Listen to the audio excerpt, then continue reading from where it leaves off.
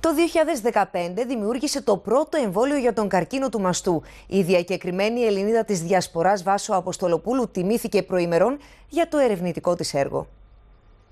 Ήταν κάτι που δεν το περίμενα, ενθουσιάστηκα. Λες εντάξει, όλες αυτές τις ώρες και όλη αυτή τη δουλειά που έχω κάνει, κάποιος την έχει αναγνωρίσει. Τα τελευταία 30 χρόνια έχουν περάσει πάνω από 200 με 300 άτομα στην ομάδα μου. Ό,τι βραβείο παίρνω δεν είναι μόνο για μένα, είναι για όλους μας μαζί.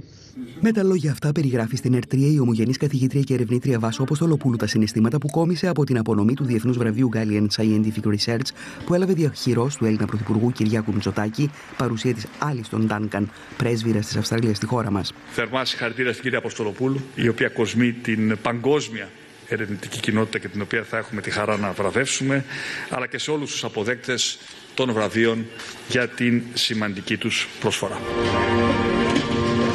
Το εμβόλιο που έχω φτιάξει εγώ είναι για το μαστό, αλλά το έχουμε κάνει και για τις γυναίκες των οθικών. Το ίδιο μπορεί να χρησιμοποιηθεί για το καρκίνο του παχύ έντερος, για το πνεύμονα, νεφρά, προστάτη. Η πολυβραβευμένη ερευνήτρια, που το όνομα της είναι συνώνυμο με το πρώτο εμβόλιο κατά του καρκίνου του μαστού, γεννήθηκε στη Μελβούρνη από Έλληνες μετανάστες που κατάγονται από την Αμαλιάδα.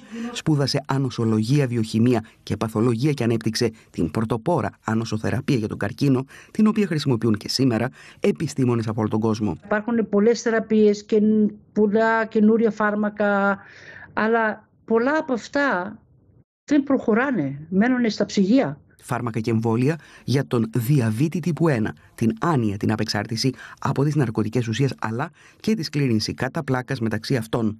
Για τη σκλήρυνση κατά πλάκας έχουμε φτιάξει 10 διαφορετικά. Τώρα τέλειωσε μια κλινική δοκιμή σε ανθρώπους. Πήγε πολύ καλά. Χρησιμοποιούμε το AI για να κάνουμε διάγνωση την άνοια πιο νωρίς.